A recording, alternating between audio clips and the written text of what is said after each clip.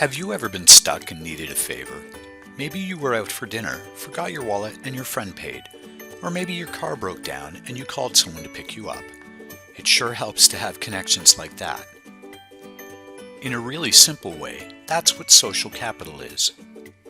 At the personal level, it's those shared connections we have with family, friends, and others that may lead to some benefit, like a ride or maybe a tip on a new job. At the group level, it's the connections and shared approaches that may lead to benefits for us all, like friendly neighborhoods or vibrant places of worship. And at the community or even national level, it's the common outlooks and norms all around us that may lead, for example, to successful local sports programs with an eye on the Olympics, or well-stocked public libraries, safe cities, or even a common understanding that our elections are secure and reliable. To put it a bit differently, social capital is the capacity we can possess through our connections with other people, some close to us, some complete strangers, that help us to achieve all sorts of potential benefits and help society function more cooperatively. The Organization for Economic Cooperation and Development defines social capital as networks together with shared norms, values, and understandings that facilitate cooperation within or among groups.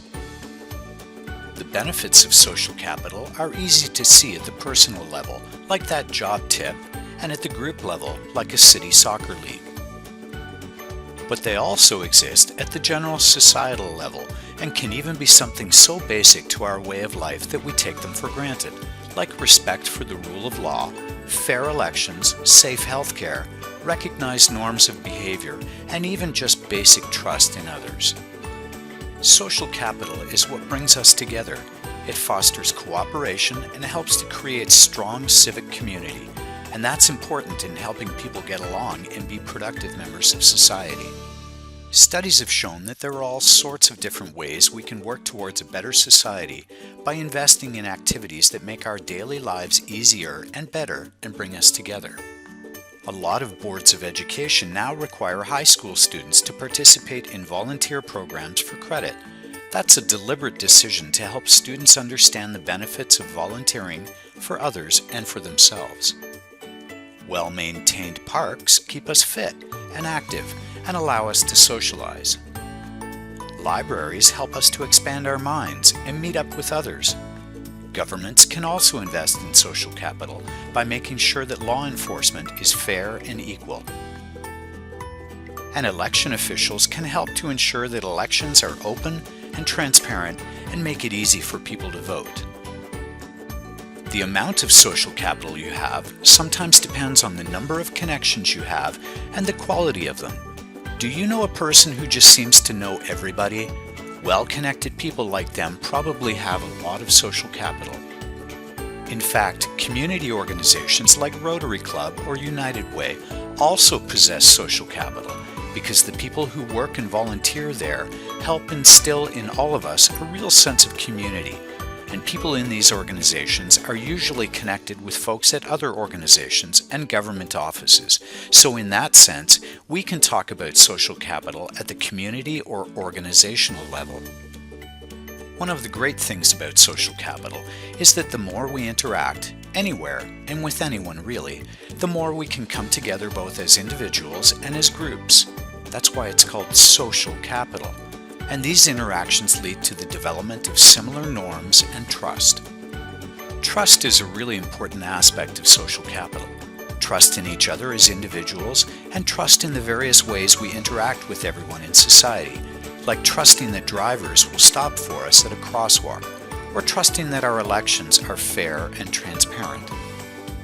And trust that police officers, lawyers, and court officials will help maintain the safe and equitable rule of law that is applied to everyone equally.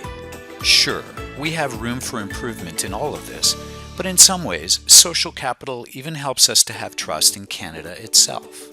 So why do we call it a capital? Well, we could just call it useful social connections, but we call it capital because these connections have value, they are durable, and they tend to last, and they can lead to all sorts of present and future benefits. And we can invest in them and make them stronger and their outcomes better. Over time, these connections and investments become stable and lead to more permanent norms and expectations. This sense of shared expectations and norms is important.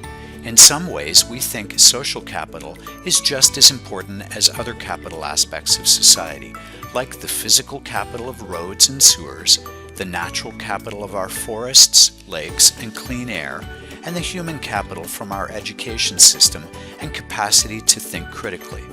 And just like these other capitals, the social aspects of our everyday lives can be viewed in terms of investments and benefits that flow from these investments. So, like produced, natural, and human capitals, social capital is a fundamentally important part of our Canadian society. It's the bonds that bring us together and the grease that makes social interaction work, or in the words of the OECD, that facilitate cooperation within and among groups. This is true for economic activities. It's what allows us to make deals without requiring a formal legal contract for every transaction, social interactions, individual and group, and political activities. So let's hear it for social capital. It's that special aspect of society that helps us achieve great things together. Social capital, a pathway forward to building a better Canada.